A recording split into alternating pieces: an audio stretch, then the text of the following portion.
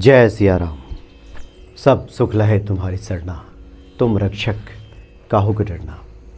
भक्तों का अनुभव है कि हनुमान जी बड़े तीव्र गति से भक्तों का काम बना देते हैं।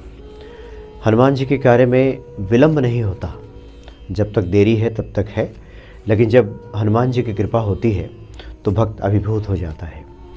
पिछले दिनों राम नाम की महिमा को लेकर के बातें हुई थी, उस पर बहुत सारे लोगों ने कुछ प्रश्न पूछा है, लेकिन साथ ही कुछ ऐसे कमेंट्स भी सामने आए हैं जो प्रसन्नता से भर देते हैं और हनुमान जी के प्रति हमारी श्रद्धा, हमारी आस्था को बढ़ा देते हैं। संत स्वयं ईश्वर रूप हैं और बाबा नीम करौली जी तो हनुमान जी की प्रतिमूर्ति ही हैं। जो भी बाबा जी के भक्त हैं, जो बाबा जी का सुमिरन करते हैं, हनुमान जी की पूजा आराधना करते हैं, बाबा जी कई चमत्कार आज भी अपने भक्तों के जीवन में घटित कराते रहते हैं। बहुत सारे लोगों ने लिख करके भेजा है कि बाबा जी बड़े दयालु हैं और जब से उन्होंने उनकी भक्ति करनी शुरू की है, उनके आश्रमों में उनका दर्शन किया है, उनकी तस्वीर के सामने जब वो माथा झुकाते हैं तो उनके जीवन में बहुत सारी कठिनाइयाँ खुद ही दूर हो जाती हैं, स्वयं दूर हो जाती हैं। और एक बहुत अच्छी बात, एक संजय चौहान जी हैं जो कि मुझे लगता है कि काफ़ी लगभग 1.5-2 सालों से हनुमान भक्ति देख रहे हैं, जो मेरा कमेंट्स पे ध्यान गया है। कई बार इनके प्रश्नों का उत्तर भी हम पहले दे चुके हैं। इन्होंने लिखा है कि सच में बहुत दयालु हैं श्री हनुमान। मैंने 10-12 हज़ार की जॉब के बारे में सोचा था, हनुमान जी ने मुझे नहीं दी। बहुत परेशान हुआ कि उन्होंने जॉब नहीं दी, लेकिन 1 साल बाद उन्होंने सरकारी अधिकारी बना दिया, बीडीओ बना दिया। जय सिया राम। तो जो लिखा है संजय चौहान जी ने लिखा है कि 10-12 हज़ार की नौकरी खोजते थे, जब नहीं दिया तो परेशानी तो हुई होगी। मन में आया होगा ख्याल, भक्तों के मन में आता है कि हनुमान जी से हमने बस यही तो मांगा था, हनुमान जी ने नहीं दिया। लेकिन जब साल भर इन्होंने इंतज़ार किया तो अधिकारी बना दिया। इस प्रकार से हनुमान जी कृपा हर्षण करते हैं, लेकिन हम उस कृपा को समझ नहीं पाते। हमने अपनी समय सीमा में चाहा है, हमने जो समय निर्धारित कर लिया है, हम चाहते हैं कि उसी में मिल जाए।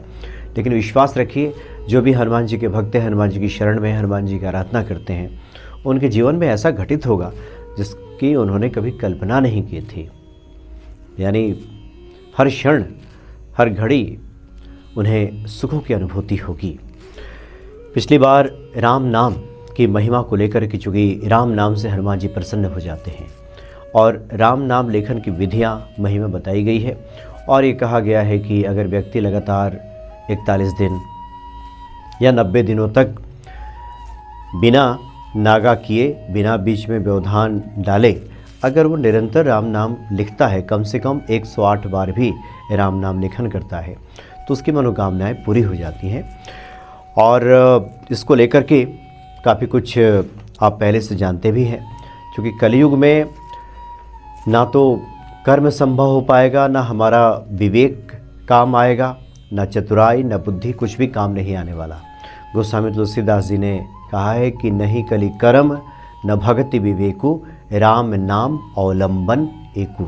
सिर्फ राम नाम का ही अवलंब है, सहारा है, और इसी से व्यक्ति इस भवसागर से पार पा सकता है। भवसागर तो दूर की बात है, जो हमारी सांसारिक आवश्यकता है, इस संसार सागर से ही पार होने के लिए, सांसारिक आवश्यकताओं की ही पूर्ति के लिए राम नाम की बड़ी आवश्यकता है।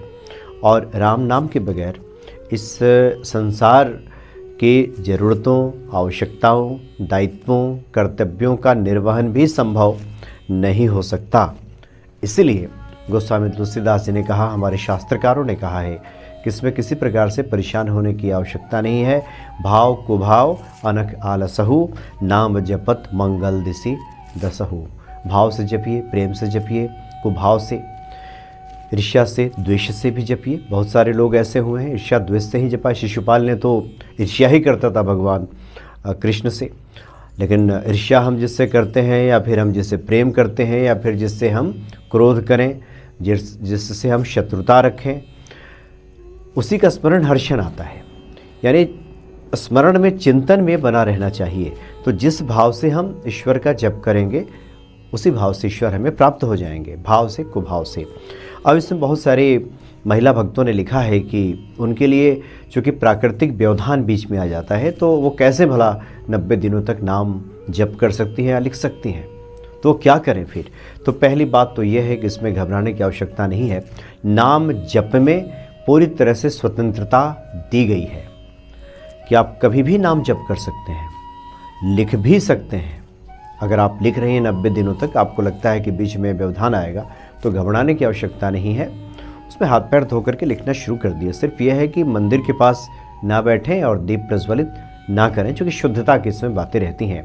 लेकिन नाम भाव कुभाव कभी भी जपा जा सकता है, किसी भी भाव से जा सकता है। और इसको लेकर के संतों का कथन रहा है पहले से भी, और हमने फिर से एक बार चर्चा भी की कि फिर ऐसा कैसे होगा। बहुत सारे ऐसे अनुष्ठान हैं, ऐसी पूजा है जिसमें 41 दिन 31 दिन की पूजा होती है। उसको लेकर भी कई बार हनुमान भक्ति पे भी बातें की गई हैं। उसके लिए भी बहुत सारे उपाय बताए गए हैं। एक तो कहा गया है कि 4 दिन 5 दिनों तक जो प्राकृतिक व्यवधान आता है उतने दिनों तक अब छोड़ दीजिए, और उसके बाद फिर शुद्धता की अवस्था में लिखना शुरू कीजिए या कोई अनुष्ठान करना शुरू कीजिए। तो ये इसको ब्रेक नहीं माना जाता, इसको खंडित नहीं माना जाता, ऐसे शास्त्रकारों ने कहा है। दूसरा अन्य उपाय भी है। 4-5 दिनों तक आप अपने घर के किसी सदस्य को आप संकल्पित होकर दे दें कि तब तक आप पूजा करेंगे या आप इस अनुष्ठान को करेंगे, तब भी होता है। तो ये तो अनुष्ठान पूजा के लिए, लेकिन नाम जप में तो इसकी भी आवश्यकता नहीं है। आप नाम जप हमेशा कर सकते हैं, क्योंकि कलयुग में केवल नाम का आधार है। कलयुग केवल नाम आधारा, सिमर सिमर नर उतर ही पारा। इसको सुमिर करके, इसका स्मरण करके व्यक्ति इस भवसागर से पार हो सकता है। नानक दुखिया सब संसार, वही सुखिया जो नामाधार। नानक भी कहते हैं जिसको नाम का आधार है वही सुखी है इस जीवन में। तो इसलिए निसंकोच जो महिला भक्त हैं नाम जप करें और नाम का लेखन करें, क्योंकि लेखन से विशेष फलों की प्राप्ति होती है। उस वक्त हमारे जो चित्त है, जो मन की दशा है, एकाग्रता ज़्यादा हमें प्राप्त होती है, इसलिए विशेष फलों की प्राप्ति होती है। एक और जिज्ञासा आमतौर पे आती है कि जब हम पूजा पाठ की बात करते हैं तो कहा जाता है कि आप पूरब की तरफ मुख करके पूजा कीजिए या उत्तर की तरफ मुख करके। भक्त जो है अपना मुख या तो पूरब रखें या उत्तर रखें। महालक्ष्मी जी की आराधना में पश्चिम की तरफ भी मुख करके पूजा किया जाता है, लेकिन दक्षिण की तरफ वर्जित किया गया है कि दक्षिण की तरफ मुख करके पूजा ना करें। तो व्यक्ति घर में तो ऐसा कर लेता है, लेकिन मंदिर में जाने पे, चूँकि कुछ प्रश्न इस तरह का कि मंदिर में जब हम जाते हैं तो कई बार शिवलिंग की जहाँ स्थापना होती है या ईश्वर की मूर्ति ही होती है इस तरह से, जैसे दक्षिण की तरफ अगर ईश्वर की मूर्ति स्थापित है तो जब हम सामने खड़े होकर पूजा करेंगे तो हमारा मुख दक्षिण की तरफ हो जाएगा। तो फिर तो मुख दक्षिण की तरफ हो गया, तो फिर कैसे पूजा करें। लेकिन मंदिर में ये दोष नहीं लगता। मंदिर में आप किसी भी तरफ मुख करके पूजा करें, वो शुभ फलों की ही प्राप्ति कराता है। वैसे तो नियम ये भी कहता है कि जब पहले स्थान आदि की कोई दिक्कत नहीं थी तो सभी मंदिरों के जो मुख है, मंदिरों का जो दरवाज़ा है पूरब की तरफ खुलता है और ईश्वर का मुख पूरब की तरफ होता है। और जब भक्त जाते हैं तो पश्चिम की तरफ पूजा करते हैं कि पूर्वाभिमुख मंदिर हो उसका दरवाज़ा और निकलने का रास्ता उत्तर की तरफ हो। तो ये माना जाता है कि अति शुभ वो परिणाम मंदिर देता है, क्योंकि भगवान सूर्य जब पूरब में उदय होते हैं और सूर्य की किरणें जब मंदिर में प्रवेश करती हैं तो एक सकारात्मकता का वास वहाँ पे आता है। तो ये सबसे अच्छा होता है। लेकिन अगर आप किसी भी मंदिर में जाते हैं, आपका मुख किसी भी दिशा में अगर हो तो ये वास्तु दोष उस पर नहीं आता और किसी प्रकार का कोई दोष इसमें नहीं लगता।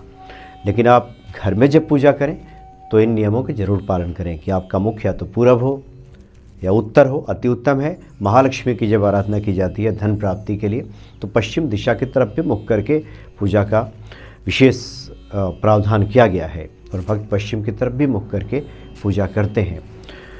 तो तात्पर्य यह है कि किसी भी भांति किसी प्रकार से कोई भी हम नाम जप करें, पूजा करें, मंदिर जाएं, कुछ भी करें, उद्देश्य सिर्फ यही है कि प्रभु श्री राम जो मर्यादा पुरुषोत्तम है, जिस ईश्वर की हम पूजा आराधना करते हैं और जब हम दर्शन करते हैं विग्रह का, तो जो ऊर्जा का संचार होता है, ऊर्जा जो हमारी तरफ आती है, तो कोशिश ये होनी चाहिए कि हमारे आचरण में वो जो ऊर्जा समाहित हो रही हो हमारे आचरणों में भी दृष्टिगोचर हो, वो ईश्वर का गुण हमारे भीतर भी उतरे।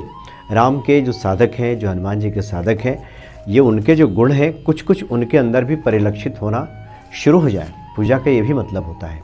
सिर्फ कर्मकांड करके और वहीं हाथ पे हाथ धरे बैठे रहने से भी नहीं होगा। आप कर्मकांड करें, लेकिन आपके चित्त की निर्मल अवस्था, आपकी बुद्धि की शुद्धता, हमारे जो कर्म हैं वो सात्विक हों, सात्विकता को लिए हों, ये जरूर कोशिश होनी चाहिए। वैसे तो जो हनुमान जी के साधक हैं, जो हनुमान जी के भक्त हैं, जिन पे हनुमान जी की कृपा है, तो वो तो पहले ही कुमति हटा देते हैं, सुमति ला देते हैं। तो व्यक्ति के भीतर जब सुमति आ जाती है, उसके मतिभ्रम की स्थिति जब खत्म हो जाती है, उसकी बुद्धि जब परिष्कृत हो जाती है, चित्त जब शुद्ध हो जाता है, तो वैसे ही उसके कार्य सब अच्छे होने लगते हैं, निर्मल होने लगते हैं, सात्विक होने लगते हैं और व्यक्ति सुखों को प्राप्त करता है। तो कोशिश तो यही होनी चाहिए हम सभी भक्तों को कि धीरे धीरे हमारी जो स्थिति है, जो अवस्था है, ये उत्तरोत्तर प्रगति की ओर हो, आध्यात्मिक उन्नति की ओर हो और धीरे धीरे हमारे चित्त की जो अवस्था हो, स्थिति हो, वही होने लगे जो गोस्वामी जी ने लिखा है कि सिया राममय सब जग जाने। ये पूरा जो संसार है सिया राममय है। उन्हीं प्रभु श्री राम का अक्स, उन्हीं की मूर्त हर जगह दिखाई दे रही है, कण कण में व्याप्त हैं ईश्वर। ये जब भाव जगने लगता है तब ये होता है कि हम उत्तरोत्तर उस अध्यात्म के रास्ते पे प्रगति कर रहे हैं। जय सिया राम।